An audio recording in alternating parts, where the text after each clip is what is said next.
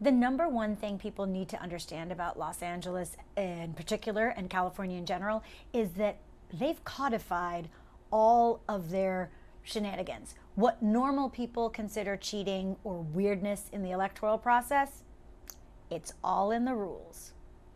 So I think definitely about 20, give it 15 or 20 years ago, voters passed something that sounded so good. They always sound so good at the beginning. You know, public financing, matching funds for campaigns on a one-to-one basis. That seems great, right? Like if a candidate raises 10,000 and then the public pitches in 10,000, and then if you agree to debate and do things, well, that seems reasonable. And then it transmorgifies, as Calvin and Hobbes would say, into what we have today. This many-headed hydra of insanity where taxpayers are on the hook for $6 for every dollar raised by a City of LA candidate. That's in all the races, by the way, not just the mayoral race. This applies to city council races where we have many active DSA members currently sitting and running. And there's hoops that you have to jump through to qualify for matching funds.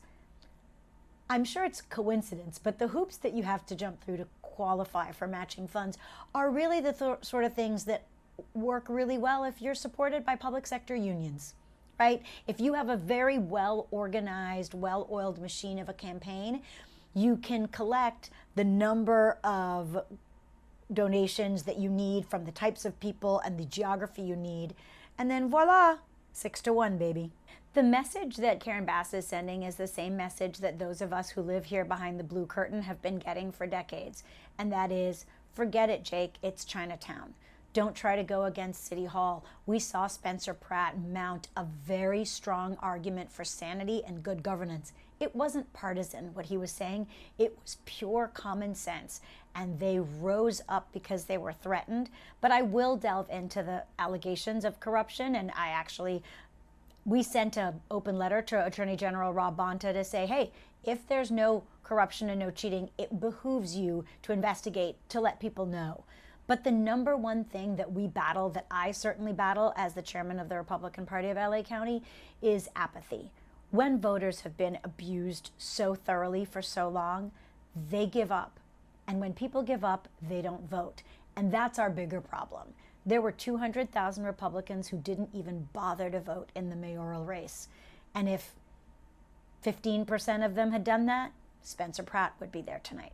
On homelessness, the two candidates that we currently have for mayor are like a choice between a crap sandwich and a crap sandwich with lettuce.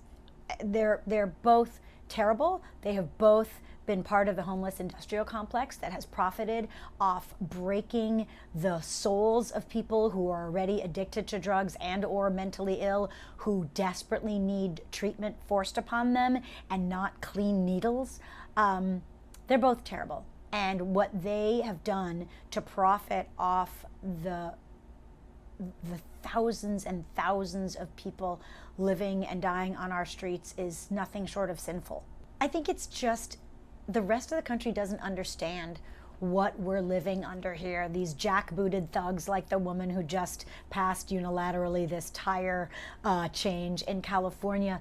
We are living with people who gleefully would reach into the shower and change the temperature while you're having a bath.